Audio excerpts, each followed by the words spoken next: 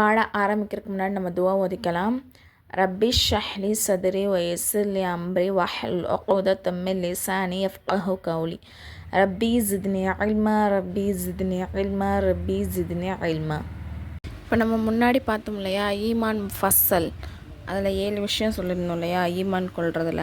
அதில் ஃபஸ்ட்டு விஷயம் என்னென்னா அல்லாஹ்வை நம்புதல், அதாவது ஏகத்துவம். அல்லாஹ் ஒருவன் தான்.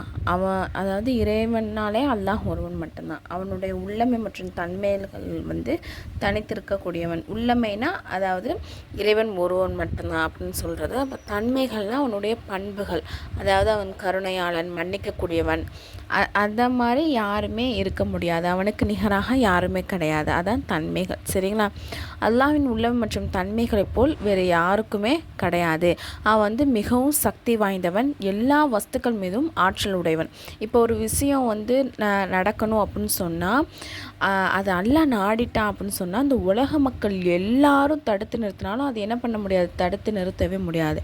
அதே மாதிரி ஒரு விஷயத்தை அல்லாஹ் நடக்கக்கூடாதுன்னு நாடிட்டா, இந்த உலக மக்கள் எல்லாரும் சேர்ந்து அதை நடத்தி வைக்கணும்னு அதாவது நடத்தி வச்சாலும் அது என்னது நடக்காது. அப்படின்னு அல்லாஹ்வுடைய கையில் தான் எல்லா விஷயங்களுமே இருக்குது.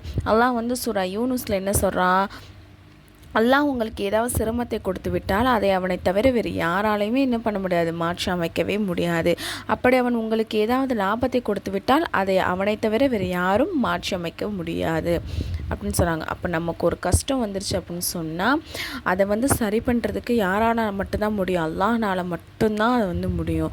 அதே நமக்கு ஒரு லாபம் அடைஞ்சிருச்சு அப்படின்னு சொன்னால் அதை மாற்றி அமைக்கிறதும் யாரால் தான் முடியும், அல்லாஹ்னால் மட்டும்தான் முடியும். சரிங்களா?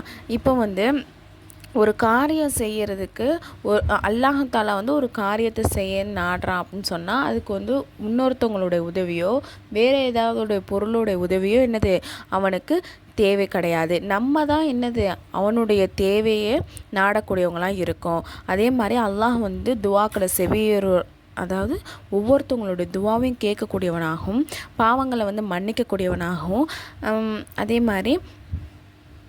அதே மாதிரி அவன்கிட்ட மட்டும்தான் நம்ம என்ன பண்ணணும், உதவி தேடணும். அவனை மட்டும்தான் நம்ம வணங்கணும். அவன் கண்ணியமும் மேன்மையும் மிக்கவனாக இருக்கிறான். நம்ம ஷார்ட்டாக சொல்லணும் அப்படின்னு சொன்னால், அல்லாஹ் தஆலா எவ்வாறு தமது உள்ளமையின் தனித்தவனாக இருக்கிறானோ அவ்வாறே தமது தன்மைகளிலும் என்னதான் தனித்திருக்கிறான். அவனுக்கு இணையாக யாருமே கிடையாது. குர்ஆன் அல்லாஹ் சொல்கிறான், அவனை போல் எந்த ஒன்றுமே என்னது கிடையவே கிடையாது. சரிங்களா? இந்த பாடத்துக்குள்ள கொஷின் இந்த 6 கொஷின். சரிங்களா? இது சிம்பிளாக தான் இருக்கும், ஈஸியாக தான் இருக்கும். என்ன கொஷின்? துஆக்களை செவியுறுபவன் யார்? அல்லாஹ். வணக்கத்திற்குரியவன் யார் அப்படின்னா அல்லாஹ். தௌஹீதுடைய பொருள் என்ன அப்படின்னு சொன்னால் ஏகத்துவம். பாவங்களை மன்னிப்பவன் யார்? அல்லாஹ். யாரிடம் உதவி தேட வேண்டும்? அல்லாஹ்விடம். அல்லாஹ்வின் உள்ளமையிலும் தன்மையிலும் வேறு யாரும் நிகராக உள்ளார்களா?